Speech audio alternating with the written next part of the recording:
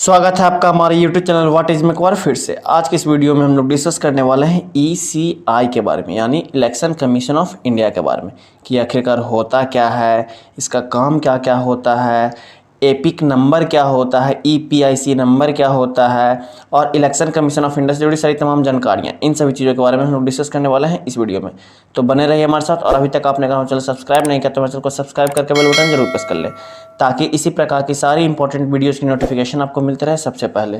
अब सबसे पहला सवाल ये उठता है कि इलेक्शन कमीशन ऑफ इंडिया यानी ECI होता क्या है। तो ECI is an autonomous constitutional authority responsible for administering election process in India at national and state level.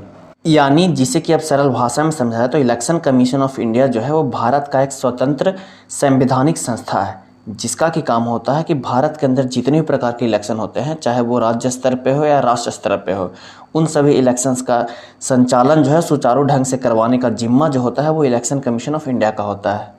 चाहे वो लोकसभा का इलेक्शन हो, राज्यसभा का इलेक्शन हो, विधानसभा का इलेक्शन हो, विधान परिषद का इलेक्शन हो या फिर प्रेसिडेंट का इलेक्शन हो, किसी भी प्रकार के इलेक्शन को सुचारू ढंग से करवाने का जो जिम्मा होता है भारत के अंदर वो होता है इलेक्शन कमीशन ऑफ इंडिया का। भारत के अंदर कुछ ही संवैधानिक संस्थाएं ऐसी हैं जो किसी के अंडर काम नहीं करती हैं, जैसे कि UPSC हो गया, controller and auditor general of India हो गया और ये इलेक्शन कमीशन ऑफ इंडिया हो गया। ये कुछ ऐसी संस्थाएं हैं, संवैधानिक संस्थाएं हैं, जो ना ही किसी नेता, ना ही किसी मंत्री और ना ही किसी मंत्रालय के अधीन काम करती है। ये अपने डिसीजंस को खुद लेने के लिए स्वतंत्र होते हैं, किसी के अंडर ये काम नहीं करते हैं।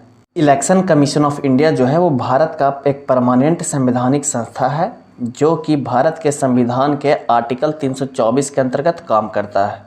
इलेक्शन कमीशन ऑफ इंडिया की जो स्थापना हुई थी वो हुई थी 25 जनवरी 1950 से, और उस दिन से ही 25 जनवरी को हर वर्ष नेशनल वोटर्स डे के रूप में मनाया जाता है। इसका जो हेडक्वार्टर है वो है नई दिल्ली में, और इसके जो मुख्य चुनाव आयुक्त हैं वो हैं IAS ऑफिसर सुनील अरोड़ा। अब सवाल उठता है कि इलेक्शन कमीशन का काम क्या होता है, रिस्पॉन्सिबिलिटीज़ क्या होती है। तो जैसा कि मैंने आपको पहले ही बताया कि भारत के अंदर जितने भी प्रकार के इलेक्शन होते हैं उन इलेक्शन को एडमिनिस्टर करना, मॉनिटर करना और सुचारू ढंग से चलाने का जो संचालन का जिम्मा होता है वो इलेक्शन कमीशन का होता है। तो जितने भी प्रकार के इलेक्शन भारत के अंदर होंगे उन सभी इलेक्शंस में भाग लेने वाले कैंडिडेट्स और उनके पॉलिटिकल पार्टीज़ के लिए election commission model code of conduct जारी करती है, जिसके तहत उस इलेक्शन का संचालन सुचारू ढंग से किया जाता है। यहाँ पे मॉडल कोड ऑफ कंडक्ट कहने का मतलब कि आचार संहिता लागू करती है। आचार संहिता कहने का अर्थ कि क्या क्या उस इलेक्शन में जो कैंडिडेट्स उनको क्या क्या करना है, क्या क्या नहीं करना है, इन सभी का जो लेखा जोखा होता है वो मॉडल कोड ऑफ कंडक्ट कहलाता है, यानी आचार संहिता कहलाता है। और इसे लागू करने का जिम्मा जो होता है वो इलेक्शन कमीशन का होता है। अगर आपको ये वीडियो अच्छा लग रहा हो और हेल्पफुल लग रहा हो तो आपसे रिक्वेस्ट है कि वीडियो को 2 सेकंड पॉज करके लाइक जरूर कर दें, क्योंकि होता है कि आपको वीडियो अच्छा भी लगा, हेल्पफुल भी लगा, आपने पूरा देखा भी, पर आप बाद में उसे लाइक करना भूल जाते हो। तो आपसे रिक्वेस्ट है कि वीडियो को पॉज करके लाइक जरूर कर दें। सबसे पहली बार चुनाव आयोग ने यानी इलेक्शन कमीशन ने model code of conduct Bharat के 5वें लोकसभा चुनाव के दौरान, जो कि सन 1971 में हुआ था, जारी किया था। और समय समय पर इस मॉडल कोड ऑफ कंडक्ट को दोहराते रहती है, सुधार करते रहती है। इसके अलावा चुनाव आयोग इलेक्शन में खड़े होने वाले कैंडिडेट्स और उनके पॉलिटिकल पार्टीज़ के लिए गाइडलाइंस भी जारी करती है, ताकि इलेक्शन का संचालन जो है वो सुचारू ढंग से किया जा सके। इसके अलावा पॉलिटिकल पार्टीज़ को सिंबल यानी चुनाव चिन्ह देने का जो अधिकार होता है वो इलेक्शन कमीशन चुनाव आयोग का होता है। इसके अलावा इसको इलेक्शन कमीशन क्या करती है, पार्टियों को रिकॉग्नाइज करती है कि कौन सी पार्टी नेशनल पार्टी है, कौन सी पार्टी स्टेट पार्टीज़ है, कौन सी पार्टी रीजनल पार्टीज़ है। इसके अलावा इलेक्शन कब होगा, कितने चरणों में होगा, उस इलेक्शन में नॉमिनेशन फाइल करने का डेट क्या होगा, इन सभी चीज़ों का भी जो देखरेख का जिम्मा जो होता है वो इलेक्शन कमीशन चुनाव आयोग का होता है। इसके अलावा ये भी देखरेख करती है कि कोई भी पार्टी या कोई भी कैंडिडेट इलेक्शन में पैसा ज़्यादा खर्च करके इलेक्शन जीत ना जाए। इसके लिए क्या करती है, इलेक्शन कमीशन की एक लिमिट सेट करती है कि इतना ही पैसा सभी कैंडिडेट्स को खर्चा करना है, इससे ज़्यादा करेंगे तो उनका जो नॉमिनेशन है वो रद्द हो जाएगा। इसके लिए एक कमेटी गठन करती है चुनाव आयोग, जिसके की हेड इंडियन रेवेन्यू सर्विसेज के एक ऑफिसर होते हैं।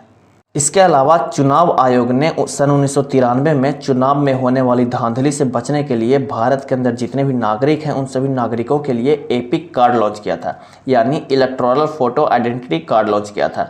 और उस कार्ड पे एक एपिक नंबर दिया हुआ होता था। एपिक नंबर कहने का मतलब कि हर एक व्यक्ति का एक स्पेसिफिक नंबर होगा उस कार्ड पे, यानी इलेक्टोरल फोटो आइडेंटिटी कार्ड पे स्पेसिफिक नंबर होगा जिससे कि उसकी पहचान होगी, ताकि वो चुनाव में बार बार वोट न कर सके।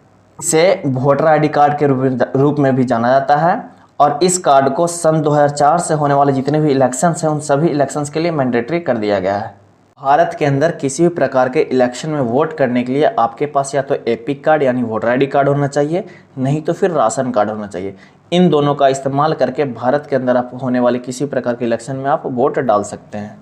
अगर आपको ये वीडियो अच्छा लगा और हेल्पफुल लगा तो वीडियो को जाने से पहले लाइक जरूर कर दें, और हो सके तो दोस्तों के साथ शेयर जरूर किया करें, क्योंकि आपका हर एक लाइक और हर एक शेयर हमारे लिए बहुत ही ज़्यादा इंपॉर्टेंट है। और अभी तक आपने अगर हमारा चैनल सब्सक्राइब नहीं किया तो हमारे चैनल को सब्सक्राइब करके बेल बटन जरूर प्रेस कर लें, ताकि इसी प्रकार की सारी इंपॉर्टेंट वीडियोज़ की नोटिफिकेशन आपको मिलते रहे ऑन टाइम। धन्यवाद।